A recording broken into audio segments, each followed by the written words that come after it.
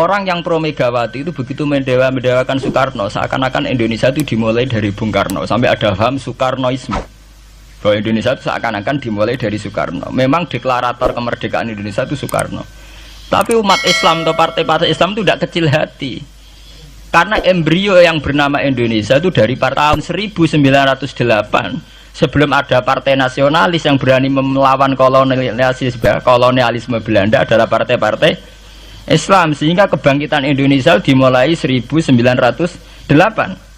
Karena saat itu yang pertama mencetus ide melawan Belanda adalah kiai-kiai Islam, yaitu saat itu bikin serikat dagang Islam, terus lama-lama menjadi serikat Islam, terus lama-lama menjadi partai Islam. Dimulai dari angkatannya Hos Cokroaminoto, jenis Haji Umar Said sinten Cokroaminoto, itu disingkat jenis Hos Cokroaminoto. Jadi tidak bisa Indonesia itu meninggalkan partai Islam, karena dulu pertama pendiri era kepartaian niku malah partai-partai apa? Islam yang lahir di Solo, di Jogja. Bahkan sebelum ada negara yang bernama Indonesia, itu ada negara yang bernama Demak Bintoro, ada Demak Ngayogja napa? Karto. Itu semua negeri napa? Islam. Ya paham. Sehingga secara kesejarahan kita tidak kalah sama tuanya Soekarnoisme atau partai PNI. Dan sampai kan kita ini kan kayak dinabubukkan seakan-akan Indonesia itu dimulai dari Soekarno, sehingga nak wani Pak Karno itu koyok-koyok itu kita anti Indonesia. Ya kita tidak mungkin nggak menghormati Soekarno, beliau sebagai pahlawan besar kita hormati ya. Tapi ya kebesaran Pak Karno demi bangsa Indonesia jangan kemudian direduksi, disederhanakan hanya melewati partai. Ya itu kan namanya pekerdilan. Tentu Pak Karno bikin negara ini ya untuk semua bangsa, bukan untuk PDIP saja, bukan untuk partai-partai marhainisme saja, juga bukan untuk partai-partai yang berfaham Soekarnoisme saja. Ya sama, tapi kita juga adil, sebagai kiai juga adil. Hos Cokroaminoto bikin partai Islam adalah untuk mengusir Belanda dari bumi Indonesia, yang nantinya juga untuk kepentingan semua bangsa Indonesia, tidak hanya yang Islam saja. Ya kita adil, sama-sama adil. Saat nasionalisme ya tidak mengurangi keagamaan, saat keagamaan tidak mengurangi nasionalis. Tapi itu tadi kemudian ini dikerdilkan secara politik. Di sawangannya nak wis duwete Pak Hasim Mbak Mega nasionalis religius iki sudah ditren. Wangger duet senengane pasangan nasionalis sampai religius. Apa nak nasionalis terus wajib sholat? Apa nak religius terus gak wajib nasional? Sebetulnya itu kan apa kan wong Indonesia itu wajib sholat hanya karena atas nama nasionalisme. Apa nak wis kiai terus wajib bayar pajak. Itu kan pengkerdilan, proses pembohongan, pembohongan secara publik. Kowe dibodhokno, sedurunge bodoh itu kan. Itu kan repot. Makanya sedurunge bodoh dibodhokno nggih napa? Nurut. Makanya kalau seneng ya, kayak kemarin Hari Kebangkitan Nasional itu seneng kalau diungkap terus di TV bahwa kebangkitan Indonesia dimulai dari 1908. Pentingnya bahwa orang-orang yang sok Soekarnoisme biar tidak mereduksi Pak Karno hanya milik mereka sendiri, karena bangsa ini berdiri semenjak 1908.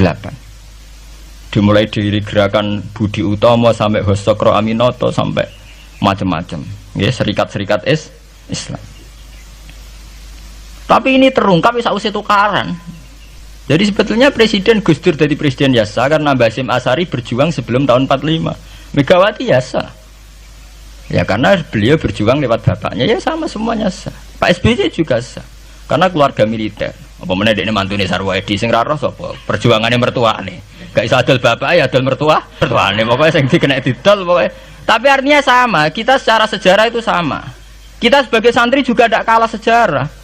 Karena berdirinya nasional sudah lewat para kiai. Itu takokno sejarawan manapun, kayak profesor siapa di UI, siapa saja profesor-profesor sejarah bilang bahwa awal kebangkitan Indonesia itu dari partai-partai Islam. Bahkan versi orang nasionalis sekalipun tuh bilang, karena Islam adalah satu agama yang paling sensitif terhadap penjajahan. Karena Islam melahirkan satu faham jihad, bahwa ketika ada kolonial Belanda, wong Islam terinspirasi harus jihad. Sehingga lahir partai-partai Islam. Dulu yang dilawan itu perdagangan. Ini kalau cerita sejarah, santri-santri sadar. Jadi santri salaf dengan model sekarang sing ra roh duit, ra roh dagang itu sebetulnya mengkhianati pendiri santri. Lho boten niku lho fair. Sing gak seneng dagang, gak seneng mergawe itu mengkhianati pendiri pesantren. Sama lihat sejarah, tahun 1908 itu namanya tidak SI, tidak Serikat Islam, tapi Serikat Dagang Islam. Karena para kiai adalah melawan dominasi Cina di Surakarta dan dominasi Belanda menguasai sentra-sentra perdagangan. Sehingga yang dilawan pertama adalah piye supaya kolonial gak menguasai aset-aset ekonomi. Sama takokno sejarah, cek versi kiai, cek versi buku, asal gak versi klenek. Itu pertama yang dilawan para ulama adalah penguasaan aset ekonomi oleh Cina dan Belanda, sehingga mereka bikin Serikat Dagang Islam. Subhanallahi wa bihamdihi adada khalqihi wa ridha nafsihi wa zinata arsyihi mudada kalimati. Subhanallahi wa bihamdihi adada khalqihi wa ridha nafsihi wa zinata arsyihi mudada kalimati. Subhanallahi wa bihamdihi adada khalqihi wa ridha nafsihi wa zinata arsyihi mudada kalimati. Subhanallahi wa bihamdihi adada khalqihi wa ridha nafsihi wa zinata arsyihi mudada kalimati. Subhanallahi wa bihamdihi adada khalqihi wa ridha nafsihi wa zinata arsyihi mudada kalimati. Subhanallahi wa bihamdihi adada khalqihi wa ridha nafsihi wa zinata arsyihi mudada